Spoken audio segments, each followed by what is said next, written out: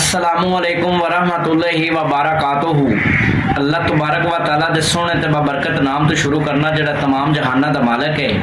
ते बेलियो ते सजनों तुसीं मेरा यूट्यूब चैनल रैज़ा फर इकबाल ट्रिपल के वेख रहे हो तो मेरे चैनल नूं सबसक्राइब भी करना है, लाइक भी करना है, तो बैल आइकन नूं लाजमी दबा लेना है। तो अज की गल का आगाज़ करने हैं। गल इस तरह भी एक ना बंदा हुंदा है ते रात नूं ना नमाज पढ़न वास्ते ना अपने घर तो वजू करके ते जदों अपने घर तो निकलदा है ना ते अपने घर तो थोड़ा जिहा दूर जांदा है ते किसी चीज़ दे नाल ठोकर लगन दी वजह दे नाल ना डिग जांदा है। ते जदों डिगदा है ना ते नाली दे विच डिगदा है ते कपड़े जिहड़े सारे ने वो किचड़ दे नाल भरी जांदे ने ते जदों भरी जांदे ने ना ते उत्थों वापस सटदा है, घर जांदा है ते अपने ना कपड़े चेंज करता है, वो कपड़े उतार के नवे कपड़े पा लेंदा है, तो फिर अपने घर तो निकलता है, तो फिर थोड़ा जिहा दूर जाता है, तो फिर किसी चीज़ दे नाल ठोकर लगन की वजह के नाल ना फिर डिग जाता है। तो जदों दूसरी बार डिगदा है फिर नाली च डिगदा है,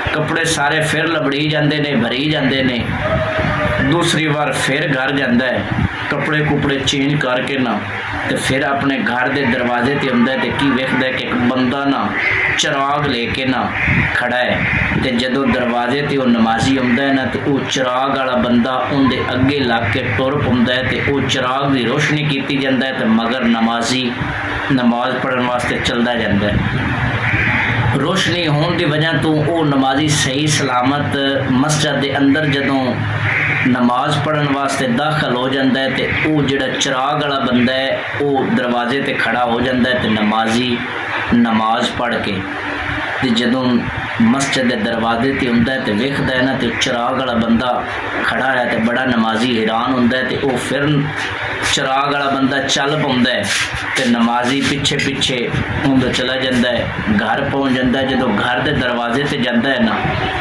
तो नमाजी तो ना रह गया, तो पूछता है कि ए अजनबी शख्स, ए अजनबी इंसान, तू कौन है ते तू मेरे वास्ते रोशनी का इंतजाम किया, तो की वजह है। तो वो जिहड़ा अजनबी शख्स ते बंदा होंदा है ना वो आंदा है कि सच्ची मैं तेनों सच्ची दसा ना तो मैं शैतान हाँ। तो वो नमाजी बड़ा हैरान ते परेशान होंदा है कि शैतान ते चिराग ते रोशनी। वो जिहड़ा नमाजी होंदा है वो आंदा है कि शैतान तो उल्टा बंदियां नूं नमाज़ां तू नेकी दे काम तो रोकदा है, ते तू मेरे वास्ते नेकी दा सबब पैदा कर रहा, की वजह है। शैतान पता है कि जवाब दिंदा है कि वो कहता है कि जदों तू पहली दफ़ा घर तो निकलियो ना तो तेनों ठोकर लगी, तो तू डिग पियो, तो घर गयो, तो तू कपड़े चेंज किए, उस वक़्त अल्लाह ताला ने फिर तू निकलियो तो अल्लाह ताला ने तेरी जड़ी ने तेरे गुनाह ने सारे माफ़ करके ना तो तेनों बख्श दिता।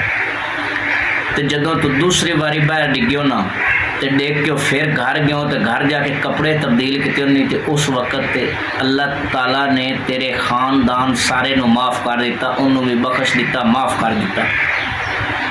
तो ये मंजर मैं वेखदा पिया तो मैनू खतरा पै गया भी अगर ये तीसरी दफ़ा भी डिग पिया तो यह जिहड़े पिंड वाले ते यह गाँव वाले ने ना अल्लाह ताला ने इनकी वजह के नाल इन्हां सारिਆਂ नूं भी माफ़ कर देना है, तो इन्हां नूं भी बख्श देना है। इस वास्ते मैं रोशनी का इंतज़ाम करके चिराग जला के लियांदा है, तो तेनों मस्जिद तक छोड़िया, तो मस्जिद तो फिर घर छोड़िया। अल्लाह ताला मेरे बेलियां ते सजना नूं हमेशा खुश रखे, तो इन्हां गल्लां ते अमल करन दी, इन्हां नूं सुन के ते अच्छाई करन दी तौफीक देवे। अल्लाह निगहबान।